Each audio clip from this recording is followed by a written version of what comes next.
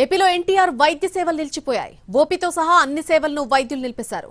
రాష్ట్ర వ్యాప్తంగా మొత్తంగా 450 స్పెషాలిటీ హాస్పిటల్స్ ఉన్నాయి.